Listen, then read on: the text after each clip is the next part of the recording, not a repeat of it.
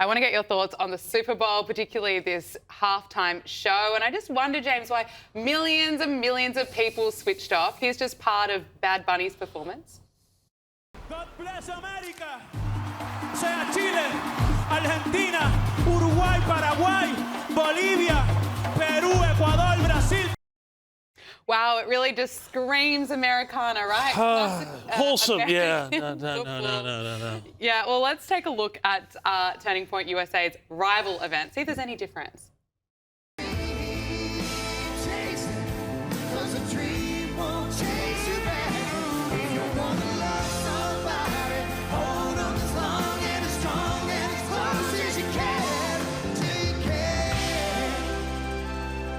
Until you can.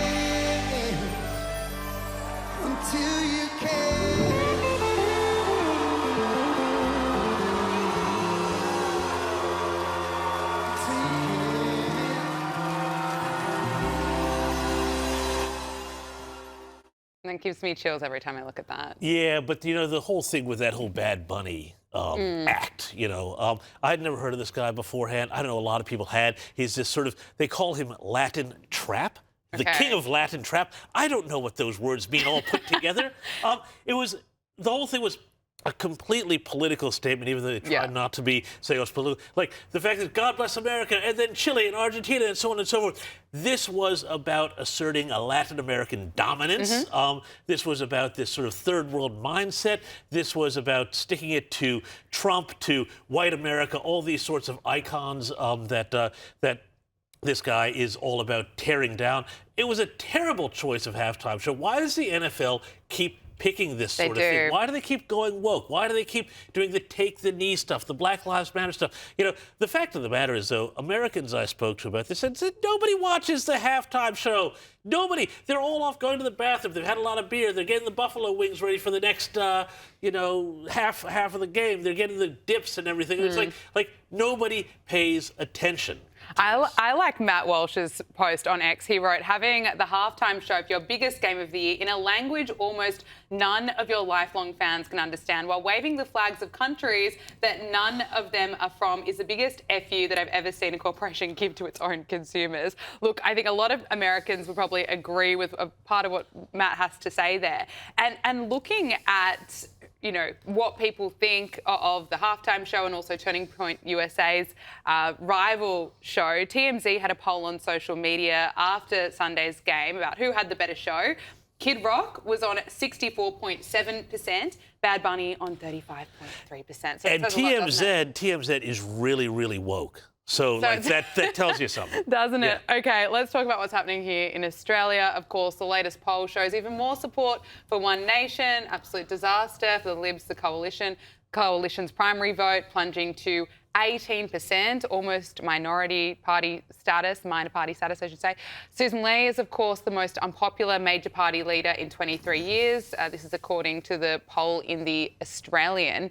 And as I mentioned, One Nation voter support is up again to 27%. So, James, Angus Taylor could be Liberal leader by the end of the week. I'm pretty bored of this. I think a lot of Australians are. Yeah, look, I mean, and Brendan Nelson right now probably has a real spring in his step when he goes out to walk the dog in the morning here, given these poll numbers about least popular opposition leaders. Look, Susan Ley, the Liberals have had 9 months to sort something out here. They have wasted every single day God has given them since the election. I went back yesterday and I looked at what I wrote late on election night and published late on election night.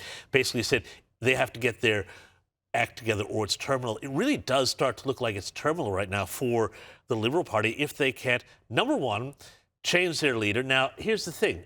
Bring in Angus. Well, how many deals has he made with moderates? So what sort of policies are they going to get? The thing is, they don't have any policies. No. They don't have an energy policy. They don't have an immigration policy. This is why everybody is going to One Nation. Absolutely. Everybody's going to One Nation because they're like, these are the things we care about.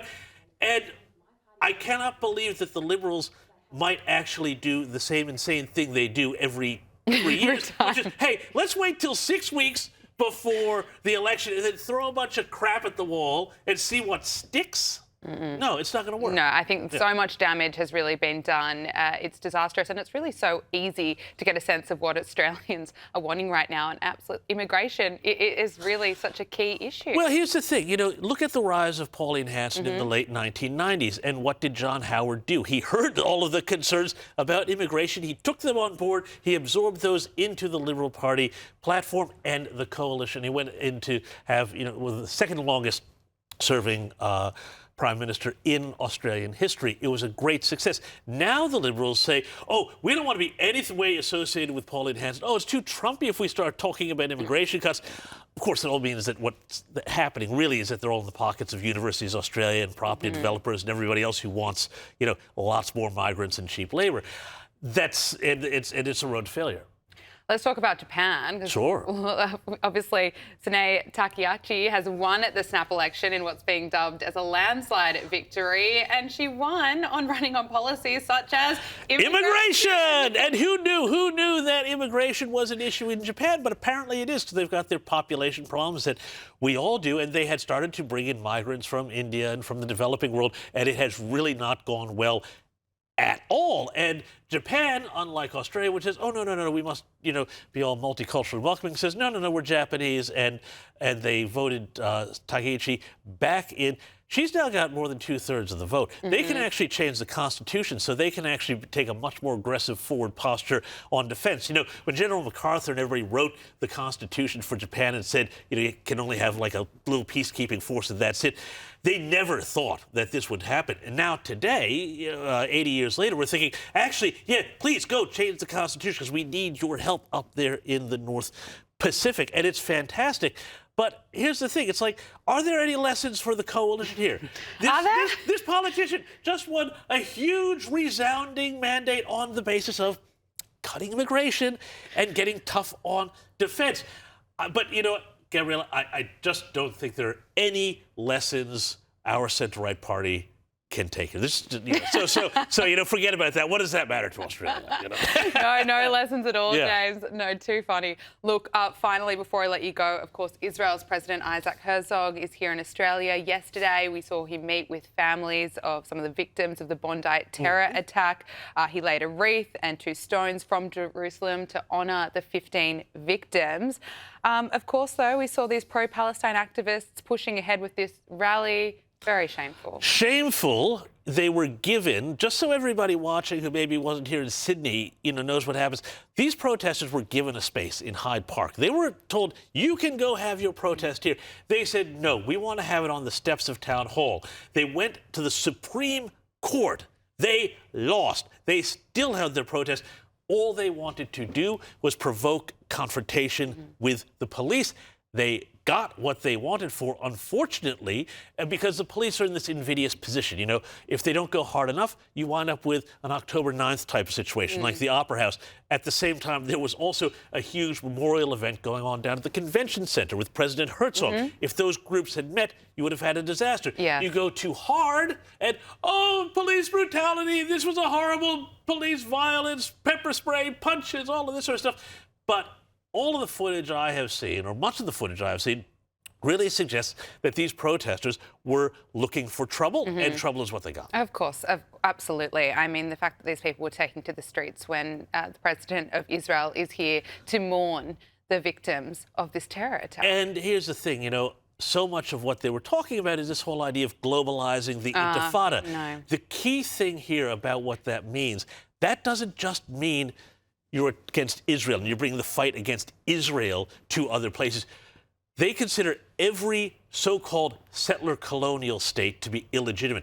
That includes Australia, okay? So what this is, when they say globalize the intifada, this is not just about an attack on the state of Israel or Jewish Australians or Jews around the world. This is also an assault against the West. Everybody needs to understand that this is why this matters so much, and it's so existential, and it is driven largely, I have to say, by children of the elite who have come out of universities with their heads pumped so full of garbage and so full of hate, and the best thing that they can do now is scurry out of their Newtown share houses to brawl with the cops. Yeah. It's a disgrace. James, it absolutely is. Well said. Thank you so much for joining us. Anytime. Really appreciate it.